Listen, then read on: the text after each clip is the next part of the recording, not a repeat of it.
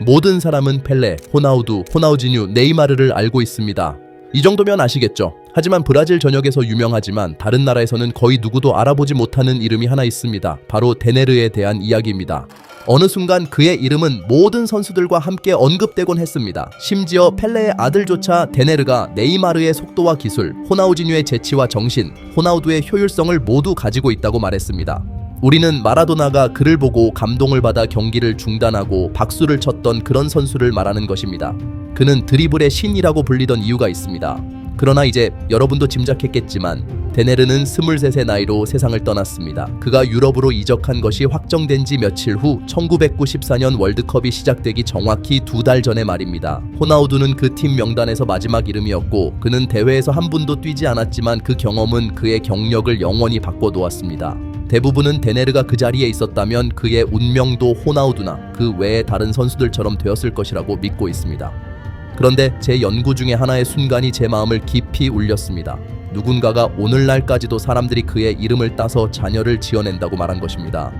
그래서 저는 축구 데이터베이스에서 그의 이름을 찾아보았고 그가 국가대표로 데뷔하기 전에는 그와 같은 이름을 가진 선수가 없었다는 사실을 알게 되었습니다. 하지만 그 날짜 이후 수십 명의 선수들이 그 이름을 가지게 되었고 그중 대부분은 그의 사망 이후 태어난 사람들이었습니다. 이것이 바로 데네르가 브라질 사람들에게 얼마나 큰 의미였는지를 보여줍니다. 그를 본 사람들은 그가 어떻게 플레이했는지를 결코 잊지 않았습니다. 그를 보는 것은 마치 별똥별을 보는 것 같은 느낌이었습니다. 그리고 그의 재능을 처음 엿본 것은 1986년이었습니다. 아버지를 잃은 15살의 데네르는 가정의 생계를 돕기 위해 축구를 그만두었습니다. 그러나 그 해 그의 고향에서 큰 청소년 풋살 대회가 열렸습니다. 저는 TV 생중계와 결승전에서 10,000명 가까운 관중이 모인 대회를 말하는 것입니다. 지금은 챔피언스리그 클럽들조차 그보다 적은 관중을 모은 경우가 많습니다. 그래서 대회에 참가한 학교들에게 이것은 아주 중요한 일이었고 그들은 길거리에서 축구를 할 수 있는 가난한 아이들을 찾아내기 위해 스카우트를 보내었으며 결국 데네르에게 장학금을 제공했습니다. 그런데 데네르는 수업에 한 번도 참석하지 않았습니다. 그들은 그에게 풋살을 하도록 돈을 주고 있었던 셈입니다. 그들이 예상하지 못한 점은 데네르가 자신의 실력을 잘 알고 있다는 사실이었습니다. 그래서 그는 사실상 그들을 협박하기 시작했습니다. 더 많은 돈을 주지 않으면 경기에 나오지 않겠다고 거부했던 것입니다. 그리고 결승전까지 오게 되었을 때 그는 정규직 일자리에서 벌 수 있는 돈보다 풋살로 더 많은 돈을 벌고 있었습니다. 그러나 곧 그 돈은 아무 의미가 없어졌습니다. 데네르는 그 대회에서 모든 트로피와 상을 차지했고 이는 상파울루와 포르투게사 같은 클럽들의 눈에 띄게 만들었습니다. 결국 그는 어린 시절부터 소속되었던 포르투게사와 계약을 맺게 됩니다. 하지만 그곳에 가자마자 그들은 데네르에게 심각한 문제가 있다는 것을 깨닫게 되었습니다. 데네르는 진짜 거리의 아이였으며 대부분의 날 그는 집에조차 돌아오지 않았습니다. 그의 가족은 그가 여전히 괜찮은지 확인할 수 있는 유일한 방법이 바로 그의 모든 경기를 지켜보는 것이었습니다. 대부분 사람들이 데네르를 정말 유머러스하고 여유로운 사람이라고 묘사했지만 그의 어린 시절 친구들은 정말 위험한 일을 하고 있었고 그들의 행동은 데네르에게도 영향을 미쳤습니다. 데네르가 축구화나 장비를 훔쳤거나 경기를 하면서 심각하게 공격적인 모습을 보였다는 이야기는 드문 일이 아니었습니다. 어느 순간 상황은 그보다 훨씬 심각해졌고 경찰이 훈련 중간에 도착해 데네르와 그의 이른바 친구 5명을 무장 강도로 체포하기에 이릅니다. 데네르는 이틀 후에 풀려났고 그 이유는 클럽이 법원에 그를 돌볼 것이라고 설득했기 때문이었습니다. 그러나 많은 다른 선수들처럼 데네르는 이것을 삶의 두 번째 기회라기보다는 무사히 빠져나간 것으로 여겼고 결국 상황은 다시 심각해지기 시작했습니다. 그럼에도 불구하고 얼마 지나지 않아 그는 클럽에서 데뷔를 하게 되었고 2차례 실버부트상을 수상한 알피네트를 매우 감동시켰습니다. 알피네트는 경기 후 그의 셔츠를 요청했지만 데네르는 그에게 이렇게 말했습니다. 이건 내 데뷔전인데 너 벌써 내 셔츠를 달라고? 이건 $500나 하는 거야. 그럼에도 불구하고 2년 후 데네르가 아무리 뛰어난 실력을 가지고 있어도 포르투게사는 재정적으로 어려운 상황에 처해 있었고 그는 2시즌 동안 1군에서 뛰었음에도 불구하고 정식으로 1군으로 승격되지 않았습니다. 하지만 데네르는 어린 시절 클럽을 떠나고 싶지 않았기에 벨기에로 가는 가짜 이적을 꾸미고 이 블러프를 더욱 밀고 나갔습니다. 마치 떠날 준비를 하고 공항으로 차를 몰고 가는 것처럼 행동했는데 결국 클럽의 회장이 이를 받아들여 그에게 계약서를 전달하게 되었습니다. 그러니까 도덕적으로 의문을 제기할 만한 행동이었을지라도 이는 꽤나 천재적인 계획이었고 포르투게스에게는 엄청난 성공을 가져다 주었습니다. 그 계약이 체결된 직후 파울리스타 챔피언십 경기에서 데네르는 깊은 위치에서 공을 잡고 출발해 상대팀 절반을 드리블로 제치고 지금까지도 클럽 역사상 최고의 골로 여겨지는 득점을 기록했습니다. 그러나 그 일이 벌어진 직후 그의 팀 동료 중 한 명이 그를 바라보며 대체 지금 뭘 한 거야? 라고 물었을 때 데네르는 단순히 이렇게 대답했습니다. 바보처럼 굴지마. 나 매번 훈련 때 이런 골 넣어. 그리고 그의 말이 사실임을 입증하듯 그는 많은 상징적인 경기력을 선보이며 주목받았습니다. 마침내 국가대표팀에서 그를 부르게 되었습니다. 데뷔전에서 데네르는 너무 흥분한 나머지 다른 선수가 아직 경기장을 떠나기도 전에 그라운드로 뛰어들어갔고 심판이 그를 불러내어 절차를 다시 반복하게 만들었습니다. 그러나 그러한 해프닝조차 그의 경기력에 영향을 미치지 못했습니다. 단 6분의 출전 시간 동안 그는 깊은 위치에서 내려와 카운터 어택을 시작하며 브라질이 동점을 만들 수 있도록 도왔습니다. 이는 매우 유망한 출발이었지만 얼마 지나지 않아 데네르는 오토바이로 윌리를 시도하다 다치는 바람에 시즌 최대 경기 중 하나를 놓치게 되었습니다. 이 사건 이후 언론은 그를 집요하게 따라다니기 시작했습니다. 상황은 점점 더 나빠졌습니다. 브라질 U23 대표팀이 올림픽 본선 진출에 실패하자 언론은 그 책임을 데네르에게 돌렸습니다. 그의 팀에는 카푸와 호베르투 카를로스 같은 선수들이 포함되어 있었음에도 불구하고 데네르는 팀의 대표 선수로 여겨졌습니다. 이러한 부당한 대우는 그의 위대함에 대한 증명이기도 했습니다. 그럼에도 불구하고 오해는 하지 마세요. 언론이 어느 정도는 일리가 있었습니다. 그의 이모가 한 번 이렇게 말한 적이 있죠. 그 애는 경기가 있는 날 3시간만 자도 충분하다고 생각했어요. 그런데 실제로 데네르에게는 그게 정말 충분해 보였습니다. 어느 날 산토스와의 경기를 앞둔 전날 아무도 그를 찾을 수 없었던 적이 있었습니다. 모두 걱정하기 시작했고 감독은 그의 부재를 만회하기 위해 새로운 작전 계획을 세우고 있었습니다. 그러던 중 경기 시작 몇 시간 전에 그는 마치 아무 일도 없었다는 듯 나타났습니다. 그 경기에 출전했을 때 처음에는 마치 그가 경기장에 없는 것 같았습니다. 전반전이 끝날 때까지 팀은 이 대회에서 2대 0으로 지고 있었죠. 한 팀 동료는 이렇게 말했습니다. 난 그게 끝이라고 확신했어. 우리가 산토스에게 8대 0으로 참패할 거라고 생각했지.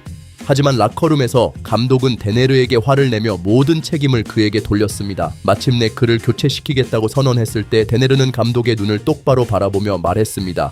난 교체되지 않습니다. 내가 저 경기장에 나가서 내가 언제 그 경기를 끝낼지 결정합니다. 그가 말을 마쳤을 때 라커룸은 완전히 침묵에 휩싸였습니다. 모두 무언가 대단한 일이 일어날 것임을 느낄 수 있었죠.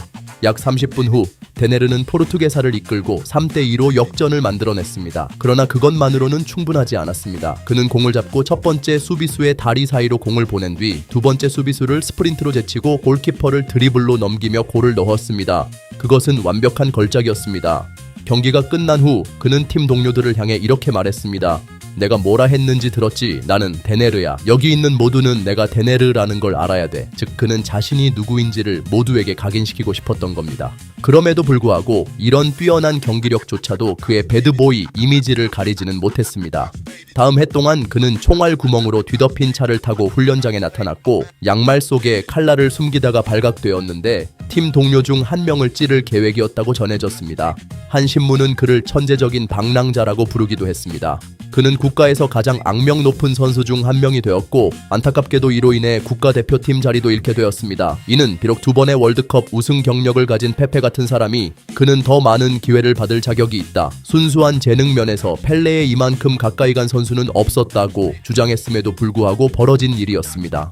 이 시점에서 데네르가 자신의 삶을 정리해야 한다는 것은 더 이상 분명할 수 없었습니다. 첫 번째 단계는 그의 고향과 그곳 친구들로부터 벗어나는 것이었습니다. 그래서 그는 그를 몇 년간 꿈꿔왔지만 재정적으로는 영입할 수 없었던 그래뮤와 대화해 석 달간의 임대 계약을 성사시켰습니다. 결과는 대단히 성공적이었고 그들은 가우슈 챔피언십에서 우승까지 했습니다. 하지만 이로 인해 데네르의 가치는 더 올라갔고 포르투게사로 돌아왔을 때 그들도 같은 딜레마에 빠져버렸습니다. 그의 계약이 만료를 앞두고 있었고 그를 유지할 여력이 없었던 것입니다. 클럽 회장은 이렇게 말했습니다. 그가 혼자서 팀 동료 전부가 합친 것보다 더 많은 돈을 벌 정도의 상황까지 왔습니다. 너무 절박해져서 어느 순간 반 농담, 반 진담으로 경기장을 그의 이름으로 넘기자고 제안하기도 했습니다. 모든 것을 그의 소유로 하겠다고요. 그를 이곳에 더 오래 두는 것은 불가능하다는 것을 깨달았습니다. 바로 이 시점에서 데네르는 자신의 인생 경로를 바꾸는 우스꽝스러운 제안을 했습니다. 데네르는 계약을 갱신하겠다고 했지만 조건이 하나 있었는데, 지금 보면 사소한 요구처럼 보일 수도 있지만 당시 브라질에서는 매우 엄격한 법률로 인해 자동차를 수입하는 것이 극도로 어려웠습니다. 그래서 차 한 대를 구하는 것은 건초 더미에서 바늘을 찾는 것만큼이나 힘든 일이었습니다. 데네르가 그 차를 받았을 때 그것은 브라질에 있는 몇 안 되는 차량 중 하나였습니다. 그는 자신의 차를 우주선이라고 부르며 자랑스러워했는데, 새하얀 차체에 데네르 열이라고 쓰인 번호판만 봐도 모두가 누군지 알아챘습니다. 하지만 그 누구도 그것이 자신의 죽음에 서명하는 일이 될 줄은 몰랐습니다. 한편 상파울루에서 이런 일들이 벌어지고 있던 동안 그의 운명을 결정지은 것은 리우데자네이루에서 벌어진 또 다른 사건이었습니다. 1989년에 유리쿠 미란다가 브라질 국가대표팀의 축구감독으로 임명되어 40년 만에 팀을 코파 아메리카 우승으로 이끌었습니다. 그러나 1년 만에 그는 그 자리에서 물러나게 되었습니다. 문제는 단순했습니다. 그는 바스쿠 다 가마의 부회장직을 유지하기를 고집했기 때문이었습니다. 동시에 브라질을 20세 이하 월드컵 2번 우승으로 이끌었던 감독 자이르 페레이라는 클럽 아틀레티코에서 회장과의 충돌로 인해 해고되었습니다. 바로 이때 유리쿠 미란다가 자이르를 찾아와 그를 영입하려 했습니다. 그는 자이르에게 자이르 나랑 같이 챔피언이 되고 싶지 않아 라고 물었고, 자이르는 이렇게 대답했습니다. 물론이죠. 내가 당신을 챔피언으로 만들어 드릴게요. 하지만 한 가지 요구사항이 있습니다. 데네르를 영입해 주세요. 그 순간 유리쿠의 눈이 휘둥그레졌습니다. 그는 너무 놀라 말을 잇지 못했습니다. 데네르를 영입하는 것이 바로 그가 제안하려고 했던 첫 번째 조건이었기 때문입니다. 그리고 예상할 수 있듯이 과거의 잘못을 바로잡고 1994년 월드컵 출전 자리를 확보하기 위해 몸부림치던 데네르에게 바스코에 합류하는 것은 완벽한 선택이었습니다. 그는 브라질에서 가장 큰 팀 중 하나에 들어감으로써 더 큰 주목을 받을 수 있었고, 고향을 떠나 이미지를 개선하며 동시에 국가대표팀에 큰 영향을 미치고 있던 두 남자의 기대에 부응할 수 있었습니다. 처음으로 그는 올바른 선택을 하고 있었습니다. 적어도 모두가 그렇게 생각했습니다. 첫 번째 훈련 날, 데네르는 너무 흥분한 나머지 자이르가 선수들에게 경기장을 한 바퀴 돌며 달리라고 하자마자 전속력으로 뛰어나갔습니다.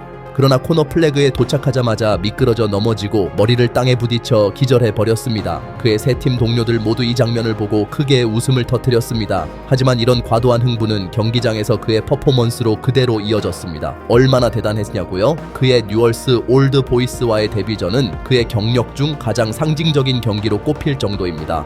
그날의 초점은 마라도나에게 맞춰져야 했습니다.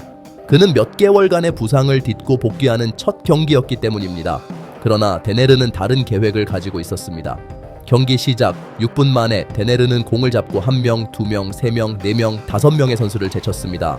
골을 놓치긴 했지만 이른 시점에 이미 마라도나는 믿을 수 없다는 듯 고개를 저었습니다. 데네르는 교체될 때까지 거의 쉬지 않고 뛰었습니다. 그는 너무나 인상적이어서 다음날 아르헨티나의 신문들조차도 데네르를 일면에 실었습니다. 그러나 무엇보다 충격적이었던 것은 마라도나가 바스크팀의 라커룸에 갑자기 찾아와 그 소년을 찾았을 때였습니다. 마라도나는 데네르와 악수를 원했습니다. 이보다 더 큰 인정을 받을 수 있을까요? 디에고가 떠난 후 데네르는 친구들에게 계속 자랑했습니다. 마라도나가 너희를 만나고 싶다고 한 적이 있냐? 없지? 라고 말입니다. 심지어 3년 후 그의 동료 리카르도 호샤가 뉴얼스에 합류했을 때도 사람들은 여전히 마라도나에게 축구가 무엇인지 보여준 그 어린 소년에 대해 이야기했습니다. 특히 골 없는 경기가 그의 가장 상징적인 경기로 남았다는 것은 정말 아이러니합니다. 데네르는 때로는 드리블이 골보다 더 아름답다는 말을 자주 했던 선수니까요. 들은 이건 카푸네야, 이건 카푸네야. 데네르는 가린샤와 펠레의 혼합체야라고 외치기 시작했습니다. 그러나 당시 아무도 알지 못했던 것은 그 기간 동안 데네르가 인생에서 가장 힘든 순간 중 하나를 겪고 있었다는 사실입니다. 데네르는 3명의 아이를 두었고 그들의 어머니를 거의 아내처럼 경제적으로 지원했지만 실제로 그녀와 결혼한 적은 없었습니다. 그는 다른 여자들과 데이트를 하고 있다는 사실을 공개적으로 인정했습니다. 그리고 바스코에 합류한 지 한 달 만에 그의 당시 여자친구가 카니발 기간 동안 채취어 세상을 떠나고 말았습니다. 그의 정신 상태가 어땠든 간에 그로부터 2달 후 데네르는 뛰어난 활약으로 유럽 무대로의 첫 이적을 성사시켰습니다. 시즌이 끝난 뒤 그는 슈투트가르트와 300만 달러의 계약을 맺었습니다. 그러나 안타깝게도 이 이적은 결코 실현되지 않았습니다. 계약서에 서명한 지 3일 만에 그리고 23번째 생일이 지난 지 16일이 지난 후 데네르는 협상을 위해 상파울루로 돌아갔습니다. 그날 밤 자정쯤 데네르는 리우로 바로 돌아가야 한다고 결정했습니다. 다음날 아침 비행기표가 이미 있었음에도 불구하고 그는 자신의 유명한 미쓰비시 이클립스를 상파울루에 장소에 두고 떠나는 것을 거부했습니다. 피곤한 상태로 5시간의 긴 여정이 앞에 있었지만 가족들이 밤을 묵으라고 아무리 설득해도 소용없었습니다. 3개월 전 데네르는 오토 미란다라는 남자를 만났습니다. 그는 무기 밀매로 유죄 판결을 받은 전 과자이자 마약 밀매 혐의를 받고 있는 인물이었으며 호마리우와 에드문드의 개인적인 친구로도 알려져 있었습니다. 데네르는 또다시 친구를 잘못 선택했고 오토를 상파울루로 초대했습니다. 그날 밤 데네르의 가족이 아무리 만류해도 오토는 두 사람이 번갈아가며 운전하고 잠을 자면 된다고 계속 주장했고 결국 그렇게 결정되었습니다. 출발하기 전에 데네르는 전화기를 들어 그의 가장 친한 친구 중 한 명인 에지뉴에게 전화를 걸었습니다.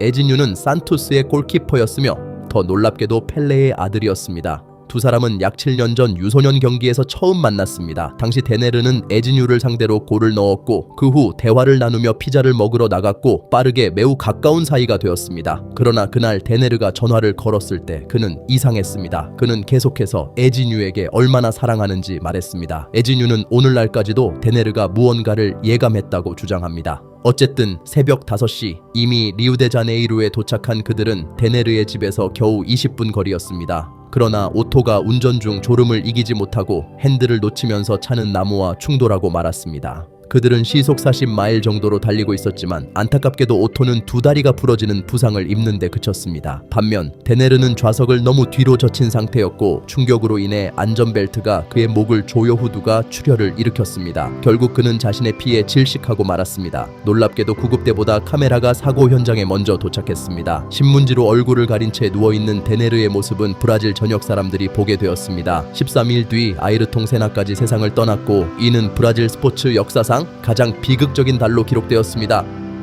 더욱 우울한 점은 그의 가족이 생명보험으로 받을 예정이었던 300만 달러를 받기까지 수년이 걸렸다는 사실입니다. 바스쿠는 그 서류를 제출하지 않았습니다. 23살에 누가 죽을 거라고 예상하겠습니까? 이를 더욱 기묘하게 만든 점은 몇 개월 뒤 오토가 암살되었다는 것입니다.